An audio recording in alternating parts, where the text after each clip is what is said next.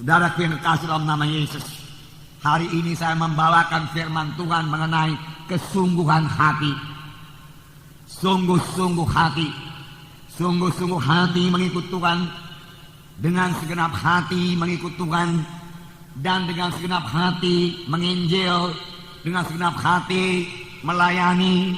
Dengan segenap hati mengasihi.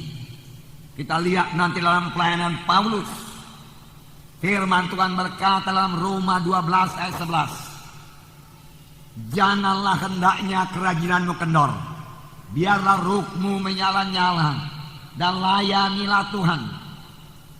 Pada pagi hari yang indah ini. Renungkanlah hidup rohani kita.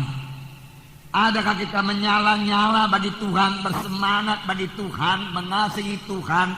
Mengasihi jiwa-jiwa. Ruhmu menyala-nyala, firman Tuhan berkata. Jangan hendaknya kerajinanmu kendor. Bukan hanya rajin mengerjakan pekerjaan dunia ini, rajin mengerjakan pekerjaan Tuhan, rajin berdoa, rajin membaca firman Tuhan. Jangan kendor pada akhir zaman ini. Amin, saudara. Jangan itu berkurang. Setan mau menipu kita supaya kita lemah pada akhir zaman ini. Supaya semua perkara yang terjadi, gejolak yang terjadi, krisis yang terjadi pada akhir zaman ini memenuhkan pikiran kita. Kita tenggelam di dalamnya. Akhirnya membawa kita bingung. Bahkan lebih jauh bisa membawa kita menjadi takut dan khawatir. Sehingga kerajinan kita untuk perkara-perkara rohani kendor. Justru sebaliknya, pada akhir zaman ini, pada waktu krisis, pada waktu gejolak begini, pada waktu banyak kerusuhan, disitulah hendaknya kerajinan kita untuk Tuhan tidak kendor. Maka kita bertambah menyala-nyala, melayani Tuhan, membawa jiwa-jiwa kepada Tuhan. Karena pada waktu itulah jiwa-jiwa padaku terbuka hatinya buat Tuhan. Jiwa-jiwa sudah sampai padaku ke ujung jalannya. Dia tidak tahu mau berbuat apa, kepada siapa bersandar, kepada siapa berlindung. Saudaralah orangnya yang dipakai Tuhan untuk bersaksi kepada mereka, membawa mereka kepada Tuhan. Amin. Saudara yang kekasih dalam nama Yesus, Paulus menulis surat kepada sidang Korintus dalam 1 Korintus 15 ayat 58. 1 Korintus 15 ayat 58. Karena itu saudara-saudara yang kekasih, berdirilah teguh, jangan goyang, giatlah selalu dalam pekerjaan Tuhan, sebab kamu tahu dalam persekutuanmu dengan Tuhan, jerih payahmu tidak sia-sia. Tadi dikatakan janganlah hendaknya kerajaanmu kendor. Di sini dikatakan giatlah selalu. Giatlah selalu dalam pekerjaan Tuhan. Mari bergiat dalam pekerjaan Tuhan. Saya tidak mengatakan ini hanya untuk pelayan-pelayan Tuhan saja. Saya mengatakan ini bagi semua kita anak-anak Tuhan. Karena semua kita harus ambil bagian padaku dalam mengerjakan pekerjaan Tuhan. Amin, saudara. Amin. Ya. Giat dalam pekerjaan Tuhan. Itu adalah pekerjaan yang kekal, yang hasilnya kekal, yang seturut dengan kehendak Tuhan. Apakah yang sudah saudara perbuat buat Tuhan? Apakah yang sudah saudara berikan buat Tuhan? Biarlah Roh Kudus bicara kepada hati saudara pada pagi hari ini. Sungguh-sungguh Tuhan Yesus sungguh-sungguh melayani. Dalam Yohanes pasal 4 ayat 34. Tuhan Yesus sungguh-sungguh melayani. Yohanes 4 ayat 34. Kata Yesus kepada mereka, makananku ialah melakukan kehendak Dia yang mengutus aku dan menyelesaikan pekerjaannya. Mananku, Tuhan Yesus berkata, ini dikatakan Tuhan Yesus pada waktu murid-murid membawa makanan kepadanya, makanan badani. Tapi ada makananku, kata Tuhan Yesus, yang memberi kekuatan kepadaku. Makanan memberi kekuatan, makanan memberi kesegaran. Makanan badani memberi kesegaran badani, makanan rohani memberi kesegaran rohani. Banyak anak-anak Tuhan tidak segar rohaninya, tidak kuat melayaninya, tidak kuat rohaninya. Mengapa? Karena dia tidak melayani.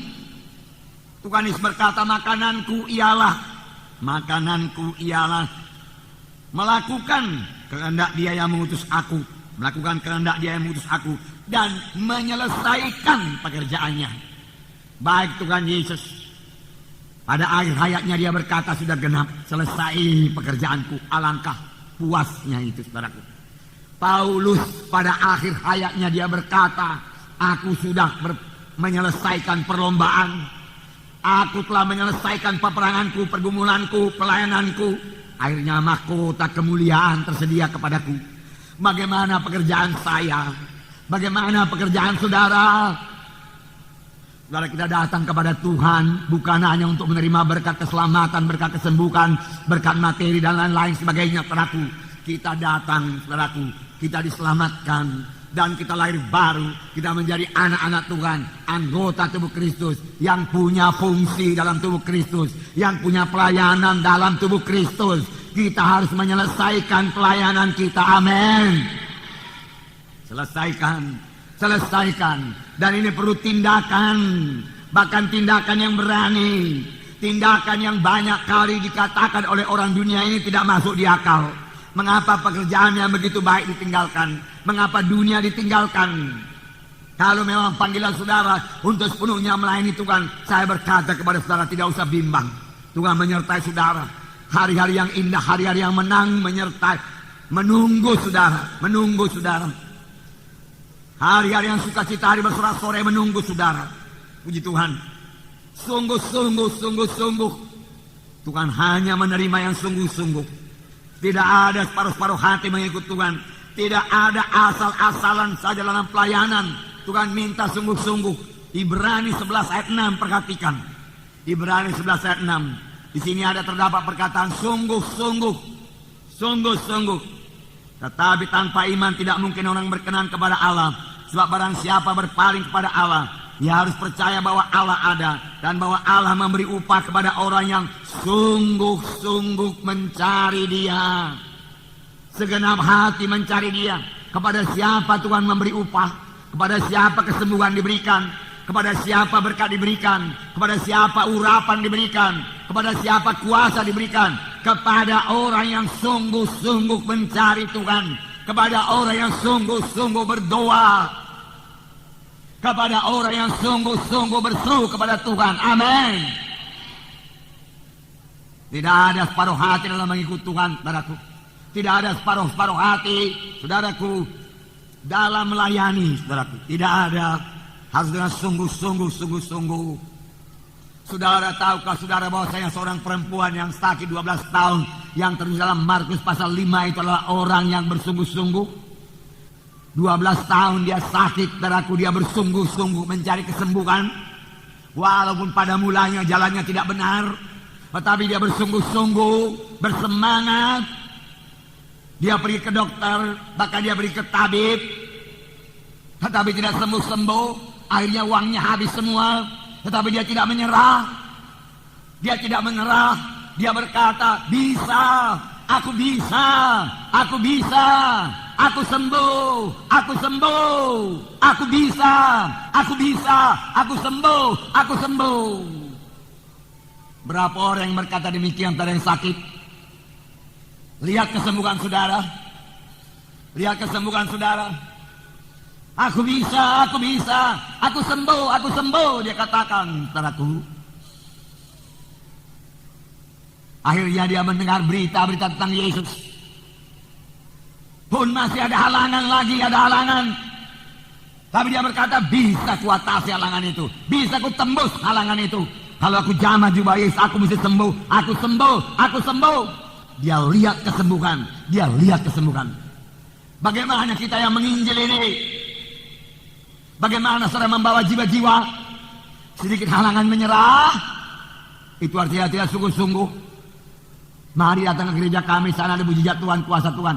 Orang berkata, ada acara aku hari Minggu kok. Mundur. Kurang sungguh-sungguh. Saudara, ini akhir zaman, tantangan bertambah berat. Kalau kita saudara kurang bulat dalam tekad, kurang teguh dalam Tuhan, saudaraku, kurang bersungguh-sungguh, saudaraku, kita bukan hanya tidak berhasil membawa jiwa-jiwa kepada Tuhan, kita pun bisa rontok dari jalan Tuhan. Firman Tuhan berkata pada akhir zaman akan datang satu masa yang sukar. Daripada masa yang sukar, saudaraku, di mana pekerjaan setan bertambah-tambah, merusak manusia ini. Saudara sudah lihat sendiri bagaimana dia merusak muda-mudi. Saudara, di situ juga anugerah Tuhan bertambah-tambah bagi yang sungguh-sungguh mencari Yesus. Bagi yang sungguh-sungguh mencari Yesus.